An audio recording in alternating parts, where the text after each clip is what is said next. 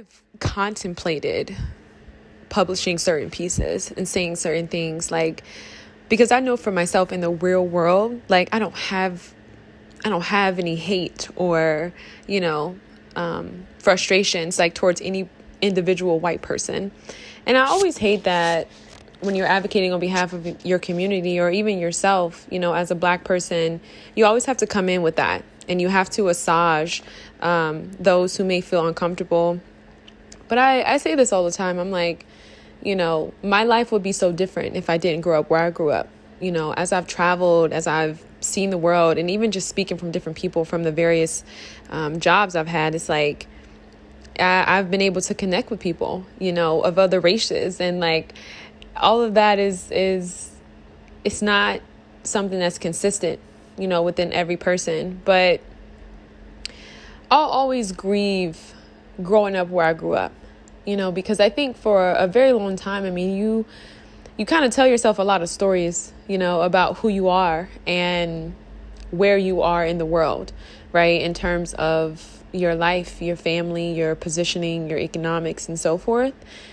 And you get older and you start to realize like, oh, wait a minute, and you start to see things from a clear perspective, and you start to realize like, damn, like I'm really coming from the bottom, and I think that I would say God's grace and just like the light that carried me, his light that kept me, when I was younger, I think that allowed me to have faith and get through some of the hard things that I was going through. And that allowed me to be resilient, and that's why it's like, I was talking about this. I'm like, man, no matter how far you go and no matter where you think you're going to be, how far you come in your life, like you'll always need God, because I think when you have a purpose and when you have a calling on your life and when your purpose, which everyone is purpose to do something, that comes with a great sense of responsibility and pressure. And I do grieve in a lot of ways, as I come into like certain realities and realisms of my upbringing and just being born and fostered, in communities where there's deprivation, like not just in terms of resources and opportunity, but in terms of love, in terms of nurturing. I always kind of like grieve that. I think for me, that was actually in the season of grieving that, because you just don't know how bad it is until you're exposed to something better. And for everybody who's kind of like in that space and they're just like surviving, it's crazy to me. And, this is why it's like, I don't really let up when it comes to cultural criticism in terms of like rappers and entertainers who really do us in, because it's like, you got a lot of people who rap about certain things and it's like, it's no way you could come from this, and it's like, it makes me emotional because it's like, man, it's so crazy how you have so many people who just out here perping, like they fake, like it's not real, like you can't possibly tell me you've been in this and you've lived through this, because there's no way you would be moving like you move if you really grew up in this, And I think that's one thing. It's like when I like I said, like I just can't let up on the cultural criticism because I'm like, you never went through that. You never lived that life, And I talk about this a lot too with like athletes and entertainers. Like, man, so many of these guys, man, their mothers, their grandmothers, their aunties, y'all know how Black women are. Y'all know how we do. You know what I mean? Like completely sacrificed their entire livelihoods to get them to them games, completely sacrificed everything they had going on in their lives to ensure that these players could get to the positions that they're in, So it's just like, you didn't get it out the mud. But one thing that I will say, I'm not going to make it in comparison because, back when, like, I don't know, a couple years ago, probably not even a couple years ago, like a year ago, I was on the bus. At the time, I didn't have a car, and I was on my way home from work. And this is kind of like the start of the relational diaspora wars and things like that going on online with all these idiots on podcasts. I was a young boy on the bus, and it's like I just could just tell like he was very much uncared for. And it's like that type of stuff just brings you to a sense of grievance because it's like, this is a child, you know what I mean? And it's like, you got moms and aunts or whoever, grandmothers, people who limited resources, limited time, limited love, limited care, right? And it's like, this is just a child out here trying to make it on their own. And so, I don't know. I just seen that, in this child, and like, I just felt so much compassion and just like so much empathy for him. And it's like, that's where I grew up. Like, that's the life. You know what I mean? That's the truth. That's the realism. And so it's like, yeah, when you think about so many of the Black celebrities, I just think it's so unfortunate because they do us such a disservice with the lies. You know what I mean? I think that's like the biggest thing. Like, I was watching this documentary, which was super cringe. I don't even know. It was like, I think for me, I've got to this point in my life where I understand my passions, and like, I really hate when other cultures do documentaries on African Americans. Like, I think I'm just kind of at that point in my life where I've had enough. I've had enough of so many people describing our stories. There was a Black woman within the documentary. I don't really care to get into details about the documentary because I'm just using this as like a very brief reference. But there was a Black woman within the documentary talking about the importance of buying Black. And the thing about film and cinematography and sound, most importantly, like when you bring all those components together for film, is you actually have the ability to tell a story or to set the mood with music. And everybody knows this, right? Like, you can put a nice photo up, put a certain sound on it, and you can capture the emotions of whoever is being photographed. And if you don't know that, then that's a pretty cool fact, for you to have if you're into film or if you're looking into film, like myself, if you're into screenwriting, if you're into cinematography, then that's a cool thing. So the next time you have a photo or you watch a movie, which again, I feel like everyone knows this because you get the drift. But if you're not, you're not someone who's really into that, next time you check out a film and there's a scene where there's music playing, question things, look at the body language of those who are being filmed, right? Like the actors, and see if that music aligns. And if it does, then that's great, because the writers and the those who do the soundtracks, right? Like, they did a good job in terms of like aligning that with the scene. But just think about how if the music was changed, that scene would go so different, and we would all have a different attitude or emotion that is evoked from within us from watching that scene. So that's a really cool thing. Just kind of give a little lesson there. But anyway, in the documentary, the woman who was really adamant, and, she was a Black activist, she was just talking about like buying Black. I just really felt like they really tried to make a joke out of her. And I feel like that's what happens to so many Black activists. And I've just had enough, especially in terms of like showcasing the realism that is African Americans. And so back to what I was referencing in terms of Black celebrities and even some Black entrepreneurs or whatever, nobody makes it like without a leg up. You know what I mean? And you can critique white corporate structures, you can critique institutions and all of these things, but like, nobody makes it out of these communities without help. And I think that that's one thing that's why I say, like, too, when we talk about Black athletes and Black entertainers, more specifically Black men, and I'm going somewhere with this, so just hang on. But I get so angry because there's always this attitude like they were just this self-made person who was just more aggressive, right? More aggressive, more hungry, you know what I mean? Willing to do whatever to get it out, you know what I mean? And it's all a lie. Like, whole time he was staying at his granny house stacking bread, you know what I mean? Like, whole time his mom was making sure he got to and from practice, taking him all through the country, all through the states at AAU meetings, making sure she's working 2-3 jobs, you know what I mean? Him, his grandmother, and his auntie's been stacking money, you know what I mean, to making sure that he can get to these tournaments or whatever the case may be so he can get scouted. And it's like, these are the lies. You know what I mean? These are the lies. And it's like, even with some Black entertainers, like, sure, there may be like media and other things, like I'm not gonna rag on like every Black rapper, but it's like a lot of times it really does come from some type of help. And I think the thing that pains me is that when you perpetuate this narrative of like a self-made, right? Especially when you talk about Black men, right? Like, you already know you're dealing with pride. You're dealing with a man's ego, So it's like when you start talking that loud talk, like, oh, I'm just self-made, I got it out the mud because I'm more aggressive and I'm more dominant than you. What that creates is competition within the community. When you're telling a false story, you know what I mean? You are the problem. And I think that's the point where it's like, I just kind of had enough of it, because it's like all it is is a bunch of lies. Like, and it is is one thing that just like really frustrates me. And I get so angry too with the Black activists, those of us who are in the grassroots, okay? Why we are so quick to, extend the hand to these people. Why are we so quick to take them back after they didn't told all these lies on us, exploited our community, you know what I mean? Got these people thinking all type of things about us. And now we just going to take them back because they want to clean up their image and they realize, oh, I don't want to be the dope boy who, you know what I mean, who perpetuates the stereotypes. But now that my pockets is full, maybe we can all come get together and I can talk consciousness. Like, get out of here with that. You know what I mean? It makes me so angry. And so, my bad. That was hair on my tongue. Okay, I got your tongue? No, but seriously, I just think I'm at this point in my life where it's just like I realize like where I come from, and that's real. And I think for me, it's so crazy, like being in the modern world, I have so much compassion. And this is why I do the work that I do in terms of like mentorship, because that can create so much shame.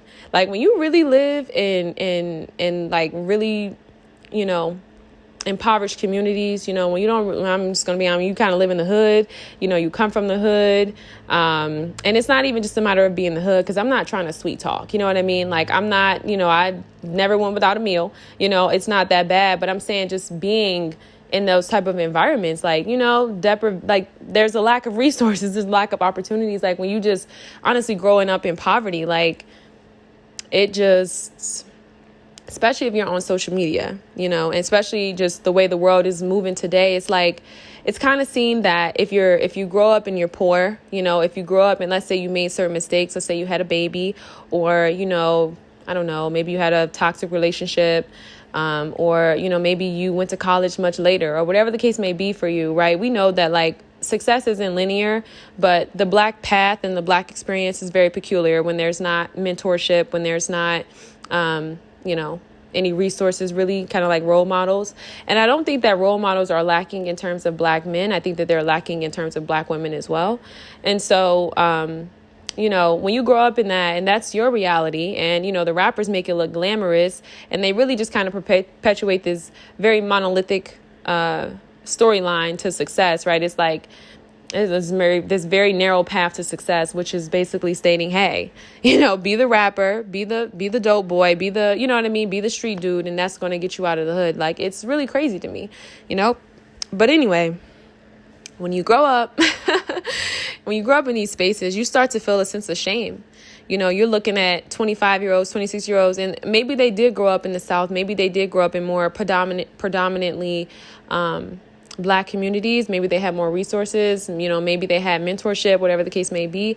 And you're an adult now. And so it's like, you have to take accountability for your choices, but you start to think like, damn, like I'm really feeling shame for where I am in my life. I'm feeling shame with the choices that I've made. I'm feeling shame with, I'm not feeling as beautiful, right? We know Black girls are not the thing right now. We got to be honest. Like the media has got that all twisted, and even continuously, right? Like you talk about representation, people are going to do what they do. And, please hear me and like, be here with me. Like, you know what I mean? In terms of like my presence and like how I'm speaking on this mic and like what I'm saying, because I don't want this to get misconstrued. Like at the end of the day, people are adults. We're going to make our own decisions. Nobody is responsible for all of us, but hear me out. Like what I'm talking about right now, like, see, we're eye to eye. We're not talking about that type of conversation. We're not talking about the conversation of that. So we're talking about this, you know what I mean? Like this is more of a empathetic, understanding, compassionate, shining a light on some ugly pieces, I guess you could say, type of conversation, So anyway, so you see that, and then you see, some of the most successful African-American men, and, it's white women.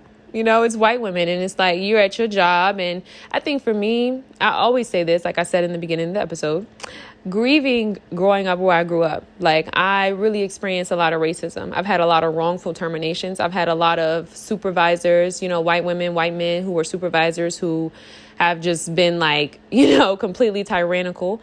And, I've experienced a lot of like injustices and almost like a lot of bullying. And I think the thing too, when you talk about shame, right? Like being a Black person, being a Black adult, right? Like the layers, right? It's like you don't really get to voice your experiences. You don't get to talk about injustice. You don't get to talk about, how things are impacting you, because you're kind of seen as this adult now. So it's like people don't really want to hear from you. But I think one thing I found all across the board is I don't really think that people don't want to hear from Black adults who are going through certain things and injustices. And I don't think they want to hear from Black youth. I think in general, I don't think people want to hear from Black people, period. I think that the media, large corporations and so forth, like, and I don't know if conspiracy tip, and I hope that me saying that doesn't just discredit what I'm about to say, but I really feel like there's a lot of things working overtime to create a picture perfect world, and I think that that's really what's causing a lot of depression and suicide, especially in young African American kids, but that's what's really creating a lot of mental illness, is because it's like your reality is constantly being denied, and what you're seeing, what you're feeling, but the world is like, oh no, this is a perfect world. I can't tell you how many times I've experienced like some racism or something crazy on a job, or just being in certain environments, and it was like, that didn't happen. I'm in the boardroom. I'm the only one, only Black person at the table. Obviously, I'm the, topic of conversation. And it's like, there's like 5 different white people sitting around me, and they're all on one accord about the story. And it's like, here I am trying to defend myself against, a colleague. And, I'm not even seen. I'm not even heard. It's completely disregarded. So it's like, for me, I can't talk this like talk of like perfect world to you guys, like unfortunately I can't share that experience, because that wasn't my experience. That wasn't my life. I can't talk about how, I grew up and I went to school with white kids and it was this and it was that. No, I don't have that to give you. You know what I mean? Like, and it's crazy, because it's like I'm very young and I'm in this Gen Z, right, where there's the rise of like multiculturalism. There's more quote unquote inclusivity, I guess, if you will. And, so it's just like, it sounds like I'm like an old soul, or like I'm a historical figure, when it's like, I'm just speaking the truth. Like, I'm very much young, fly, fabulous, and I'm alive, and like these are my experiences. So it's like you're never going to get that from me, unfortunately, as much as I understand where we are in terms of like our level of sensitivity and our spirit of offense, but unfortunately that's just not my experience. And I look at my life and just see how so many things have impacted me today, and it wasn't all based on my choices. And you start talking about choices too, that's another thing. First of all, this is another thing, depending on where you grow up. And, I'm going to end with maybe on a brighter side, because I don't want this to just be like a complaining pod, or I'm like, but like really feel me. I think if you feel me, you're going to feel me. And if not, then you're going to take it how you're going to take it, because honestly, hopefully this reaches who it's for. You know what I mean? But, dang, I lost my train of thought because I'm going on but anyway. Yeah. So where we are today, I think that a lot of Black people are dealing with a lot of shame.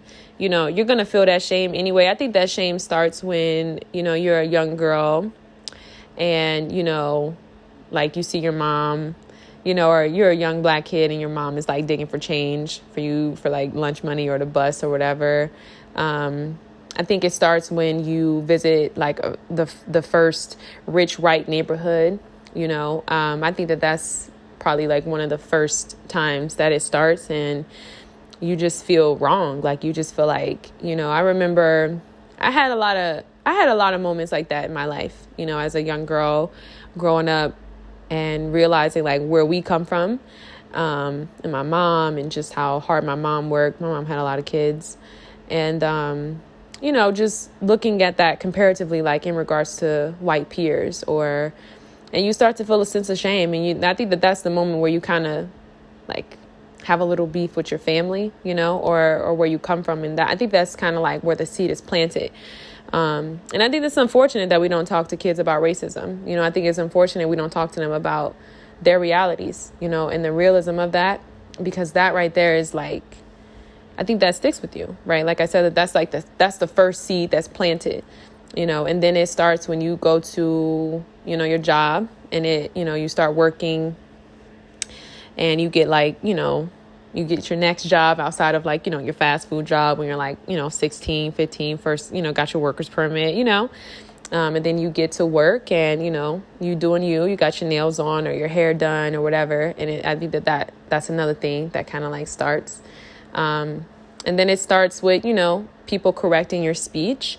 It's not that you said anything incorrectly. Like maybe, the reality is that you're Black. And so you just got a little bit more bass in your voice. And, that's seen as like threatening, or that needs to be corrected.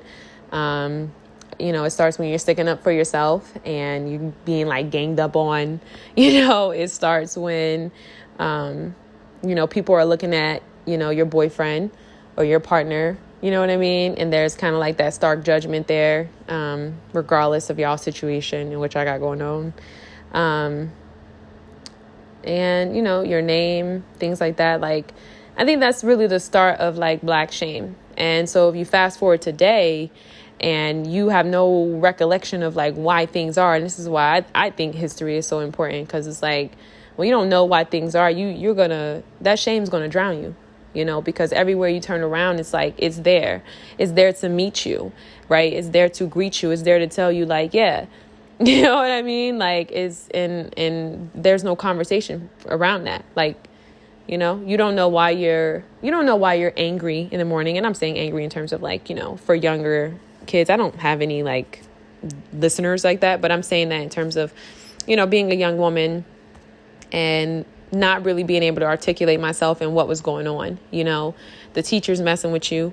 You go to school, your teacher's messing with you, just a lot of things. It's kind of crazy. Like, it wasn't really that long ago, but it's, that was the real thing. And so it's like that's where the shame starts. And now you get older today and it's like, here you are, 27, you're not a millionaire, And it's like, for us, the bar just raises and raises. And it's not really until it starts hitting the white middle class pockets that economic disparities and eat the rich and all of this stuff like starts to become a topic of conversation. And even still, Black people are still at the bottom of the totem pole, right? Like, we're still not even on that level. And not because we don't work hard, not because we're not uneducated. Like, it's none of that. It's because that's the way America is set up. Like, the average white family makes $102,000 per year, while we make, $46,000 or $56,000? That's quote from Matthews Desmond's Poverty.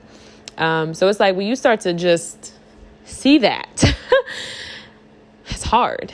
Like, that's really hard to like swallow, and that's really hard to kind of navigate that. And then you start seeing all these people who come from bigger cities, where there's way more opportunities, where there's way more, resources, or there's better networking opportunities. And you start to notice how people of different skin colors have different things, and they may, you know what I mean? And it's like, don't talk to me about comparison, because it's not really a matter of comparison. It's just the truth and how Black people are treated. And that's our story of living in America. You know what I mean? Like, that's just the truth. And I think that's the ugly truth that, a lot of these companies and media networks are working really hard to cover up.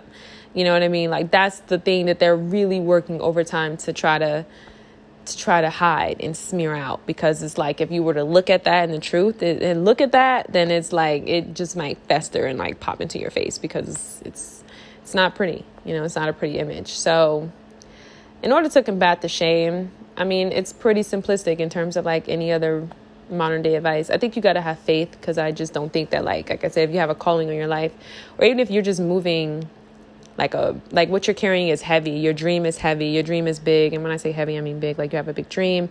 You're a dreamer, it's heavy, So it's like, if you're carrying something that's like weighty, you have to rely on God. And, outside of that, I think the more you understand why things are, then I think the better off you'll be.